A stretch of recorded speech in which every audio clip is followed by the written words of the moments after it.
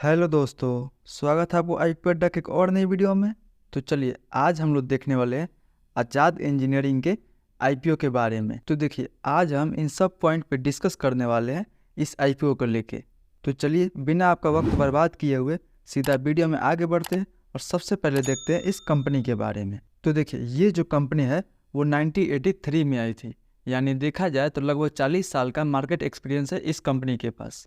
और वहीं बात करते हैं कंपनी के काम का, तो ये जो है एरोस्पेस कंपोनेंट और टरबाइन बनाती है, यानी helicopter, aeroplane, air space, drone में जो भी छोटे छोटे सामान लगे होते हैं वो सब ये कंपनी ही बना के उनको सप्लाई करती है। यानी देखा जाए तो कंपनी का जो काम है वो तो ज़बरदस्त है। वहीं देखा जाए तो कंपनी के जो प्रोडक्ट है वो अलग अलग सेक्टर में यूज होता है, जैसे एरोस्पेस सेक्टर में, डिफेंस सेक्टर में, एनर्जी सेक्टर में, oil and gas industry sector में। यानी देखा जाए तो कंपनी अलग अलग सेक्टर से अपना रेवेन्यू जनरेट करती है।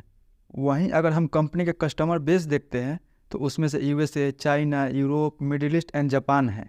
और देखा जाए तो अभी तक कंपनी के पास 4 मैन्युफैक्चरिंग प्लांट है तेलंगाना में ही, और कंपनी 2 और प्लांट लगाने को अभी सोच रही है तेलंगाना में ही। यानी देखा जाए तो कंपनी अपने आप को और एक्सपेंड करना चाहती है, ये कंपनी के लिए अच्छी बात है।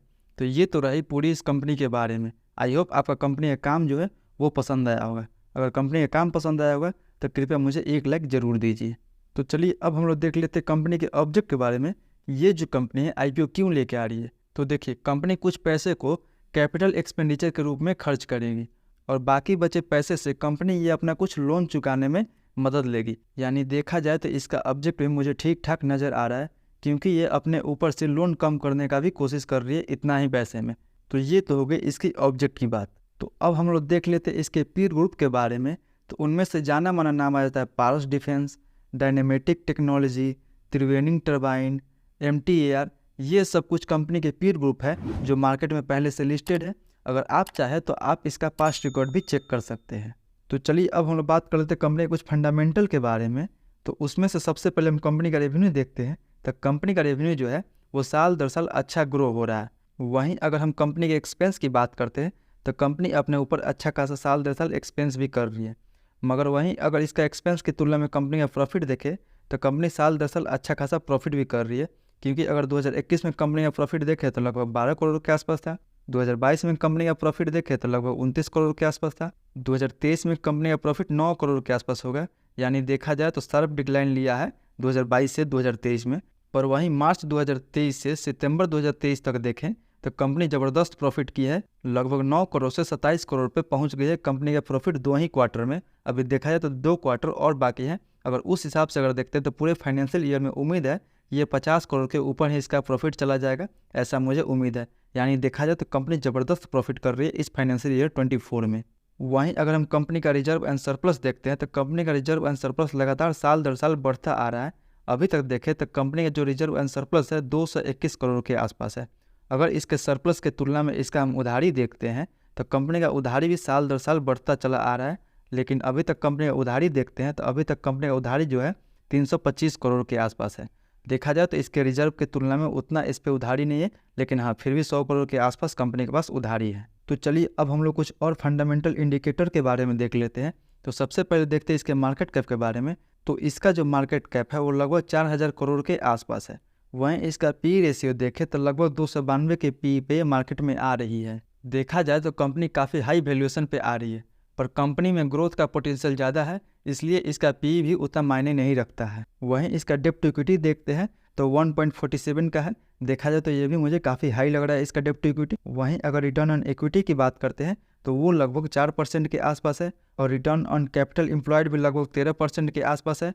अर्निंग पर शेयर देखें तो लगभग 1.5 रुपये के आसपास है। वहीं रिटर्न ऑन नेटवर्थ की बात की जाए तो वो भी लगभग 4% के आसपास ही है। यानी देखा जाए तो इस कंपनी के इंडिकेटर से तो मैं खुश नहीं हूँ, लेकिन हाँ इसके प्रॉफिट से ज़रूर मैं खुश हूँ। ये तो रही इस कंपनी के इंडिकेटर की बात। वहीं अगर हम इसके आईपीओ डिटेल के बारे में देख लेते हैं तो इसका जो आईपीओ है ऑलरेडी ओपन हो चुका है। 20 से लेकर 22 दिसंबर तक ओपन है इसका आईपीओ। और आईपीओ का अगर जो हम प्राइसमेंट देखते हैं तो 499 रुपये से लेकर 524 रुपये के बीच में रखा गया है। वहीं आईपीओ का जो टोटल साइज है वो 740 करोड़ के आसपास है, जिसमें से फ्रेश इशू 240 करोड़ के आसपास होगी, और ऑफर फॉर सेल के तहत प्रमोटर अपना हिस्सा बेचेंगे 500 करोड़ के आसपास। वहीं बात की जाए तो मिनिमम हम इसमें 1 लॉट अप्लाई कर सकते हैं। 1 लॉट में हमें 28 शेयर मिलेंगे, जिसके लिए हमें 14,672 रुपये अमाउंट पे करना होगा। वहीं IPO जो फेस वैल्यू 2 रुपये का रखा गया है और रिटेल का कोटा इसमें 35% का दिया गया है। वहीं IPO जो लिस्टिंग है वो BSE NSE पर होगी। वहीं IPO जो अलॉटमेंट डेट रखा गया है वो 26 दिसंबर को रखा गया है और IPO जो अलॉटमेंट है वो हम केफ इंटेक की वेबसाइट पर चेक कर सकते हैं। और इसका जो हमें रिफंड मिल जाएगा 27 दिसंबर को, और 27 दिसंबर को है इसका जो शेयर है हमारे डीमेट अकाउंट में क्रेडिट हो जाएगा। और वहीं IPO को जो लिस्टिंग डेट रखा गया है वो रखा गया है 28 दिसंबर को। तो ये तो हो गई IPO की लिस्टिंग डेट की बात। तो चलिए अब हम लोग इसका लेटेस्ट GMP देख रहे हैं कि मार्केट में इसका अभी क्या GMP चल रहा है। तो देखिए मार्केट में अभी इसका GMP चल रहा है 80 से 85% के हिसाब से। अगर 85% के हिसाब से भी देखते हैं तो हमें पर शेयर पे 445 रुपये का प्रॉफिट बता रहा है। 28 शेयर का लॉट है, उस हिसाब से अगर देखते हैं तो लगभग 12,500 के आसपास हमें पर लॉट पे प्रॉफिट बता रहे हैं। यानी देखा जाए तो मार्केट में इसका काफ़ी अच्छा खासा डिमांड है। तो ये तो रही इसके GMP के बाद। अब आ जाते हैं हम अपने कंक्लूजन पे कि इसमें अप्लाई करना चाहिए या नहीं करना चाहिए। अप्लाई करना चाहिए तो लिस्टिंग गेन के हिसाब से करना चाहिए या लॉन्ग टर्म के हिसाब से करना चाहिए। तो चलिए हम सबसे पहले देख लेते हैं कि लिस्टिंग गेन के लिए इसमें अप्लाई करना चाहिए या नहीं करना चाहिए।